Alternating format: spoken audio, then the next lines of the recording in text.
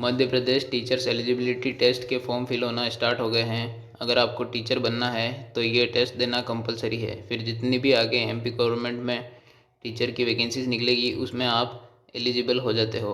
तो इस वीडियो में हम इस एग्ज़ाम रिलेटेड सारी चीज़ें डिस्कस करेंगे, जैसे age limit, education qualification, selection process, syllabus वगैरह। तो सबसे पहले वैकेंसी डिटेल्स देख लेते हैं। जो वैकेंसी है वो 6 पार्ट में डिवाइडेड है। सबसे पहले जो वैकेंसी है वो सेकेंडरी लेवल टीचर की है, जिसमें सब्जेक्ट टीचर यानी विषय शिक्षक की वैकेंसी है। जैसे कि इसमें हिंदी, इंग्लिश, मैथ, साइंस ये सब पढ़ाने वाला। उसके बाद दूसरे नंबर पर सेकेंडरी लेवल खेल कूद की टीचर यानी फिजिकल एजुकेशन की टीचर की वैकेंसी है। फिर तीसरे नंबर पर सेकेंडरी लेवल म्यूज़िक टीचर की वैकेंसी है। फिर चौथे नंबर पर प्राइमरी लेवल फिजिकल एजुकेशन, पाँचवें नंबर पर प्राइमरी टीचर म्यूज़िक और छठे नंबर पर प्राइमरी टीचर डांस की वैकेंसी है। अब इन सभी वैकेंसीज़ के लिए एलिजिबिलिटी, एग्ज़ाम पैटर्न और सिलेबस देख लेते हैं।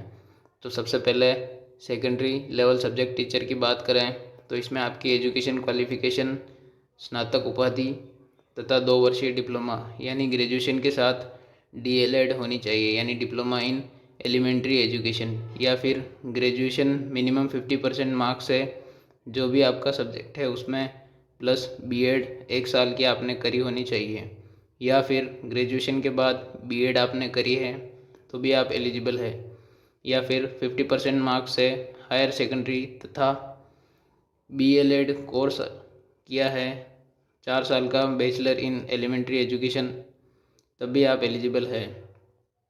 और आप जो भी डिग्री लगाएंगे उसमें मिनिमम 50% मार्क्स होने चाहिए, और जनरल और अदर स्टेट्स के लिए 60% मार्क्स कंपलसरी है। अब इसमें जो सैलरी आपको मिलती है वो 32,800 रुपये है, प्लस अलाउंस भी इसमें ऐड हो जाता है। एज लिमिट की बात करें तो इसमें आप 40 साल तक फॉर्म फिल कर सकते हैं और मिनिमम एज लिमिट 21 साल की है। अब एग्ज़ाम पैटर्न देखें तो टोटल 150 क्वेश्चंस पूछे जाएंगे, जिसमें आपको 2.5 घंटे मिलेंगे। एक क्वेश्चन 1 मार्क्स का होगा और नेगेटिव मार्किंग 0.25 मार्क्स रहेगी। पेपर जो है वो 2 पार्ट में डिवाइडेड है, भाग अ और भाग ब। भाग अ सबके लिए सेम है, जिसमें हिंदी, इंग्लिश, जीके और शिक्षा शास्त्र से टोटल 30 क्वेश्चंस आएंगे, और भाग ब आपका सब्जेक्ट का पेपर होगा जिसमें टोटल आपके 120 क्वेश्चंस आएंगे। सब्जेक्ट आप स्क्रीन पर देख सकते हैं, Hindi, English, Sanskrit, Urdu, maths, science और सोशल साइंस। अब सिलेबस देखें तो पार्ट ए में हिंदी से ये टॉपिक्स आएंगे, इंग्लिश से ये टॉपिक्स आएंगे और जीके से ये टॉपिक्स आएंगे। अब जो आपका सब्जेक्ट का पेपर होगा उसका सिलेबस देख लेते हैं।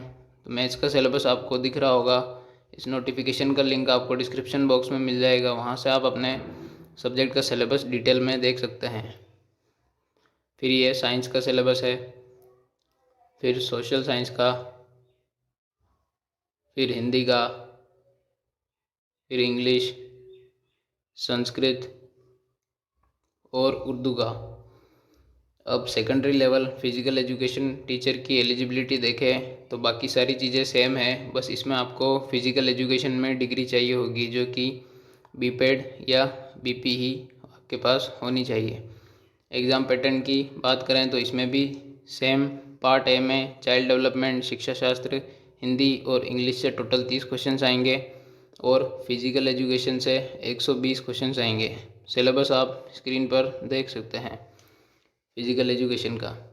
उसके बाद सेकेंडरी लेवल म्यूज़िक टीचर की बात करें तो इसमें आपको म्यूज़िक रिलेटेड डिग्री चाहिए होगी, और सिलेबस आपको स्क्रीन पर दिख रहा होगा। अब बात आती है प्राइमरी लेवल के फिजिकल एजुकेशन टीचर की, तो इसमें एजुकेशन क्वालिफ़िकेशन 12th पास प्लस फिजिकल एजुकेशन में डिप्लोमा या बीपेड या फिर बीपीई आपने करी होनी चाहिए। सैलरी इसमें 25,300 प्लस अलाउंस रहेगा। बाकी एग्ज़ाम पैटर्न और सिलेबस सेम है। प्राइमरी लेवल म्यूज़िक टीचर में 12th पास प्लस म्यूज़िक की कोई भी क्वालिफ़िकेशन आपके पास होनी चाहिए, जैसे डिप्लोमा या कोई कोर्स। उसके बाद प्राइमरी लेवल डांस टीचर, इसमें डांस का डिप्लोमा या म्यूज़िक वाली डिग्री भी चल जाएगी, और इसका सिलेबस भी आपको स्क्रीन पर दिख रहा होगा। अब कुछ इम्पोर्टेंट डिटेल्स देख लेते हैं। तो फॉर्म जो है वो 30 जनवरी 2023 से स्टार्ट हो जाएंगे और लास्ट डेट इसकी 13 फरवरी 2023 रहने वाली है। पेपर आपका 25 अप्रैल 2023 से चालू हो जाएंगे। फॉर्म फीस जो है वो 600 रुपये जनरल और अदर स्टेट के कैंडिडेट के लिए है और 300 रुपये बाकी कैंडिडेट्स के लिए है। फॉर्म फिल करने के लिए आपको esb.mponline.gov.in पर जाकर अप्लाई करना होगा। तो ये थी इस वैकेंसी रिगार्डिंग सारी डिटेल्स। होपफुली आपके सारे डाउट्स क्लियर हो गए होंगे। फिर भी आपको अगर कुछ डाउट है तो आप कमेंट सेक्शन में पूछ सकते हैं।